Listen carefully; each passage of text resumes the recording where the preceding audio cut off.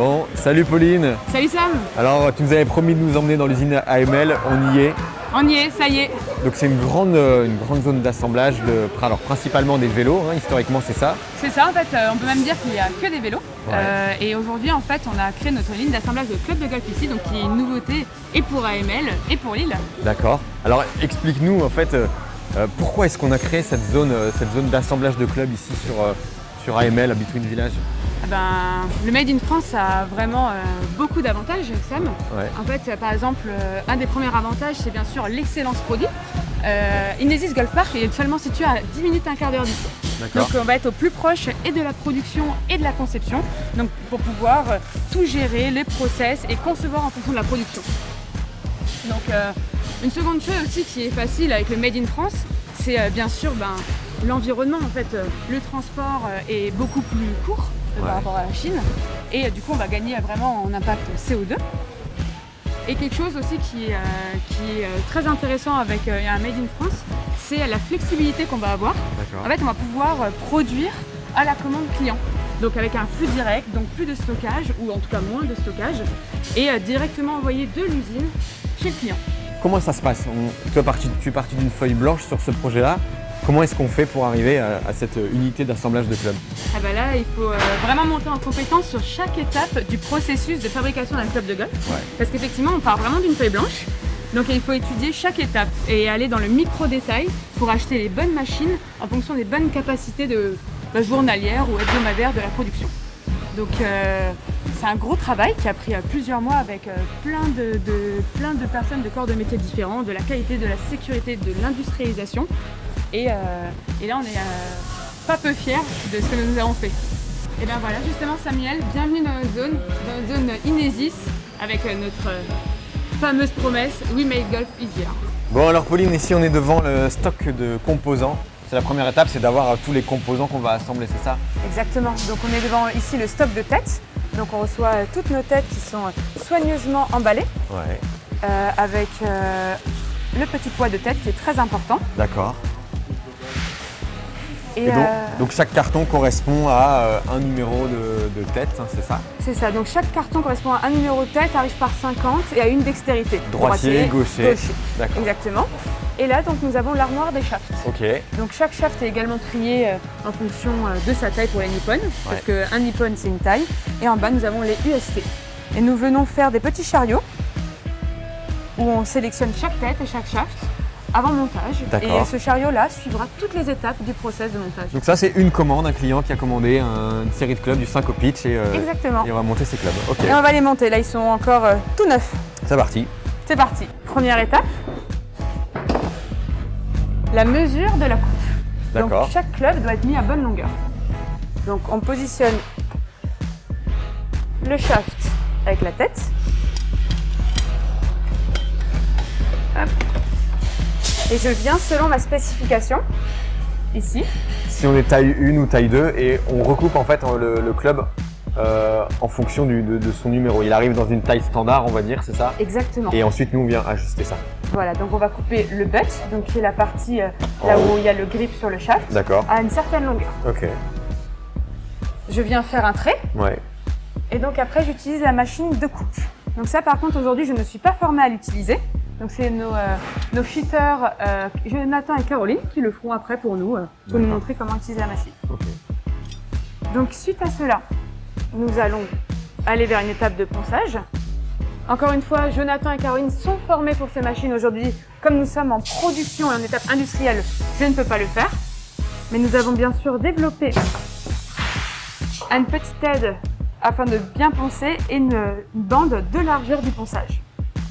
Donc là, Pauline, toi, tu as assemblé sur le club un grip qui a été déjà prédécoupé, une férule, une tête, et ça te permet de simuler en fait le swing weight qu'on obtiendra sur ce club. C'est ça, donc c'est très important parce que ça nous permet aussi d'ajuster le swing weight en fonction de nos spécifications et de nos besoins techniques. Et si tu es trop bas ou trop élevé, du coup Donc trop bas, en général, ça arrive, et dans ce cas-là, nous pouvons utiliser les tip weights adéquats. Donc par exemple, n'oublions pas que ce swing weight là n'est pas en fait ce qu'on a nous tenons parce que nous n'avons pas coupé le shaft, etc. Mais on peut l'ajuster avec un tip weight que nous venons placer directement dans le shaft. Hop. Comme ceci. Et là, donc, j'ai pris un tip weight de swing weight. Nous sommes passés de C4 à C6. D'accord. Très bien. Alors, c'est quoi l'étape d'après? L'étape d'après, c'est une étape que Romain a inventée. Ouais. Et ça, je vais lui laisser le soin de la présenter. C'est l'insertion de la férule. Bon alors Romain, on est ici devant ton bébé. Ouais. C'est ça, c'est toi qui as mis au point cette machine. Tu peux nous expliquer à quoi ça sert? C'est ça, donc c'est pour la mise en place de la férule. Ouais. Donc la petite partie plastique qui est mise donc avec une presse, donc c'est mis en force. C'est une machine qu'on a achetée catalogue, mais qui ne répondait pas parfaitement aux spécificités que nous demandait Pauline dans son cahier des charges. D'accord. C'est-à-dire que pouvoir adapter vraiment la position de la férule et de garantir que le shaft soit complètement au fond du hosel. Donc ce qu'on a fait, c'est qu'on est parti donc de la base de la presse et on a utilisé donc l'impression 3D pour développer un outil. Donc l'impression 3D, ça veut dire que vous êtes capable de créer des pièces spécifiques. Voilà, on peut modéliser des pièces avec les formes qu'on veut facilement. Ça, c'est de l'impression 3D. C'est de l'impression 3D avec des matières industrielles, Ouais. puisqu'on fait ça en partenariat avec donc c'est Jérémy qui fait ça avec AdLab, Ouais. qui ont des machines donc d'impression professionnelle. D'accord. Donc normalement, on vient presser le shaft avec un gabarit standard. Nous, ça fonctionnait pas, on garantissait pas la position de la férule. D'accord. Et donc, on a développé cet outil pour pouvoir utiliser vraiment la tête. On met la férule et on vient vraiment presser donc avec le shaft et la tête pour avoir la position exacte. Donc après, on vient mettre les petites piges.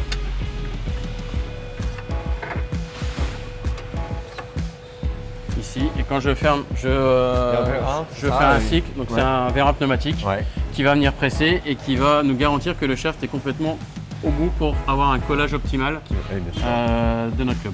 Super. Donc Pauline, on est passé à l'étape du collage du shaft sur la tête. Donc on met la colle sur le shaft et dans le hosel. Ouais. Donc on utilise un pistolet à colle avec une colle 3M qui est un des référents sur le marché de la Colle colle. époxy. Hein. Bien sûr, colle époxy. Et en fait, ce qui est très important, c'est l'alignement du shaft avec la tête. Ouais. Donc de la cosmétique du shaft avec la tête. Et du coup, on a développé un petit outil en 3D, super sympa, tac, qui nous permet de...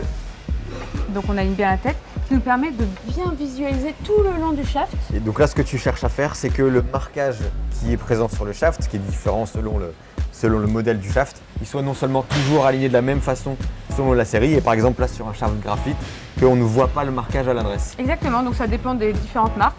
Sur ce shaft recolle, on veut que le graphisme soit derrière et du coup toujours répétable. Et ça, c'est ton gabarit qui permet d'être vraiment toujours exactement c'est mon gabarit de la même façon, identique. Afin en fait, d'éviter le repérage visuel qui peut être compliqué avec des yeux directeurs différents. Bien sûr, ouais.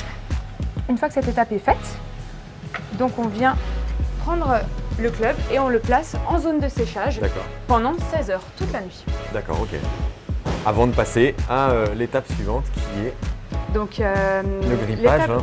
Alors oui, normalement c'est le grippage. Par contre, nous ce qu'on fait, donc tous nos clubs sont testés 100% en qualité de torque test. Donc en fait, ça veut dire que c'est un test qui permet d'être sûr que la colle a bien prise. Donc c'est un test de couple entre le shaft et la tête qui fait un peu... D'accord, ok.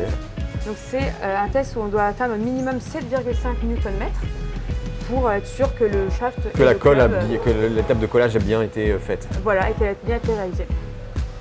Donc une fois qu'on a fini cette étape de torque test, il y a le grippage et on peut voir en ce moment Jonathan qui est en train de réaliser. Salut Jonathan. Donc salut. Toi, tu es en train de gripper le club. Tout à fait.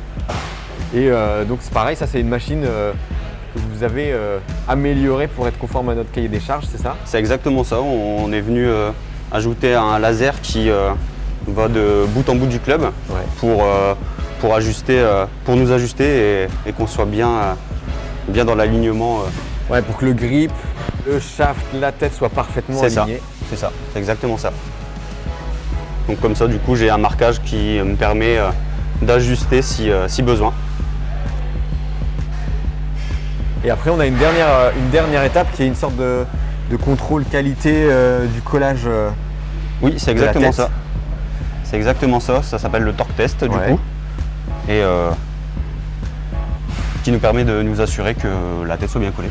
Tu nous montres comment ça fonctionne? Oui. Alors, je prends un petit club.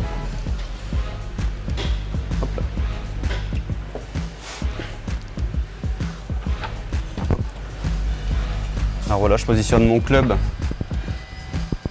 dans les mâchoires.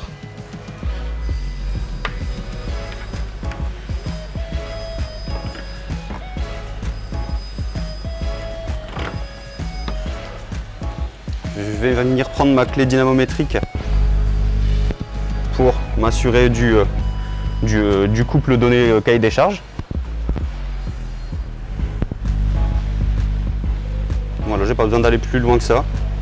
Je vois que ma tête ne bouge pas à 7,5 newtons. D'accord. Donc je m'arrête là, après je m'assure de l'alignement, que ma tête n'est pas bougée par rapport au club. D'accord, ok. Par rapport au shaft. Et après on est bon. La série peut partir Tout à fait. en packaging et pour être expédiée. C'est exactement ça. Un coup de nettoyage et ça part en carton. Et ben alors du coup là, la toute dernière étape c'est quoi? C'est la mise en packaging avant l'envoi au client Ouais. et le flux direct. Donc c'est sur cette table-là qu'on vient récupérer un chariot avec tous les clubs et on vient prendre le packaging ci-dessous, faire la petite mise en pli, rajouter les stickers, les RFID, les choses légales D'accord. pour la mettre dans la box de stockage produit fini et qu'elle parte chez le client. Super. Elle part très rapidement, il faut savoir qu'elle peut partir le lendemain, Ouais. comme on est en flux direct.